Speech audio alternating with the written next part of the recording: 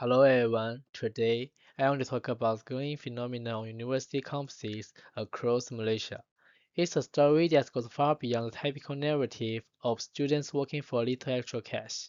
This is a story of survival, and the title of my presentation is More Than Pocket Money. Why university students are working to survive. We explore how rising living costs and inflation are focused on generation of undergraduates to take on part-time jobs, not for leisure, but for the basic necessity of life.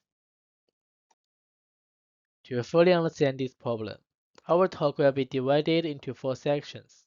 First, we will look at the changing situation of student jobs and compare old ideas with difficult real world. Second, we will share personal stories from two students, Jason and Sarah, to show the real human impacts of this problem. Third, we will get advice from school counselor who will talk about the mental pressure and two-sided effects of part-time jobs.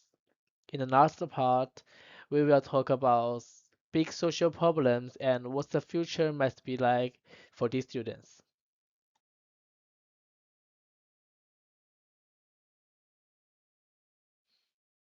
Now, let's dive into first part, the shifting landscape of student employment. We'll explore how the Wilson students' work have evolved dramatically over recent years. The traditional view of students' work is a thing of the past. Previously, it was seen as a way to earn extra cash for fun and gain some experience. But today, the reality is starkly different. The primary motivation is survival. Students are working to pay for their basic needs like rent, food, and transport. This is no longer an actual curricular activity, it's a necessary struggle to stay in school. What's driving this shift? The answer is simple, the rising cost of living. As you can see from the chart, housing alone takes up a third of a person's monthly expenses in Malaysia. Combine that transportation, food, and education costs, and it's clear why parental support is often no longer enough. This financial pressure is the underlying increases, forcing students into part-time work. Now, let's move to part 2 and put the human face decreases. We'll hear the stories of two students, Jason and Sarah, whose experiences illustrate the daily struggle many are facing. Meet Jason, a 21-year-old media studies student. He's been working as a cafe for over a year.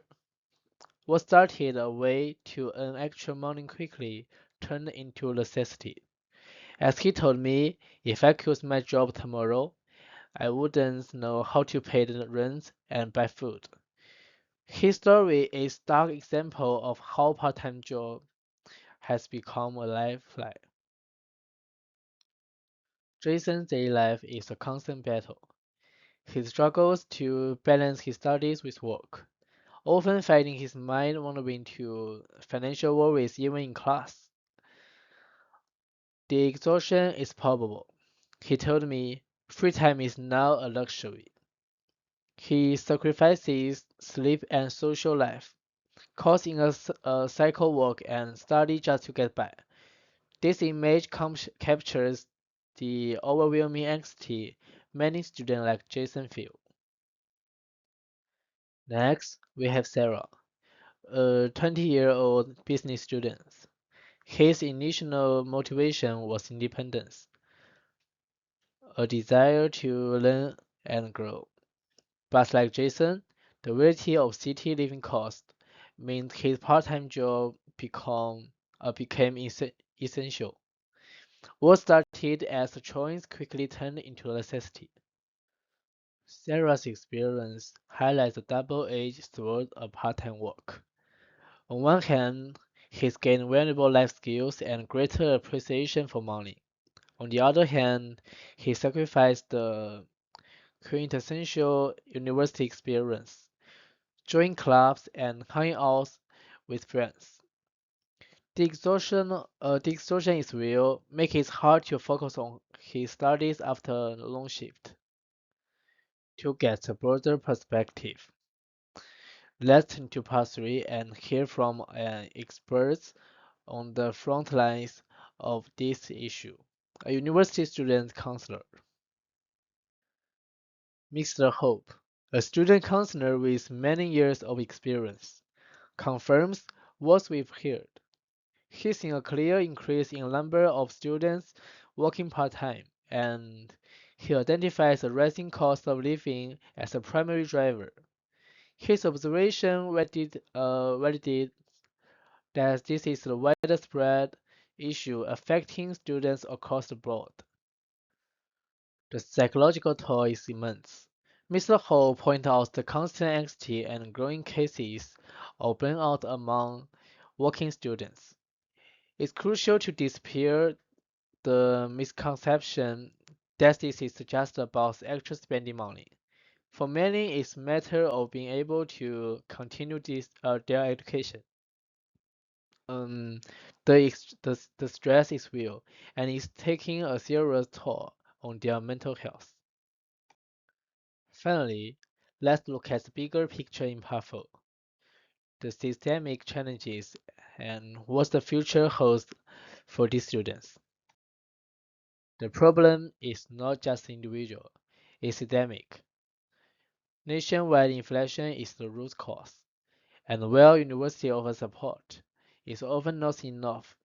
Scholarships don't cover living costs, and concealing services are overwhelmed. This chart shows a vast disparity in income, highlighting the financial gap many students fall into. The system is struggling to keep up. Despite all the challenges, there is powerful will to persist. Jason's word encapsulates the hope of many students. I hope that one day I can graduate, find a stable job, and not have to worry about money all the time. For them, part-time work is testament to their survival, their sacrifice, and their incredible willpower to build a better future. Thank you for your time. My hope is that showing these stories, we can begin conversation about how to better support our students, ensuring their pursuit of education is not struggle for survival, but a journey of growth and opportunity.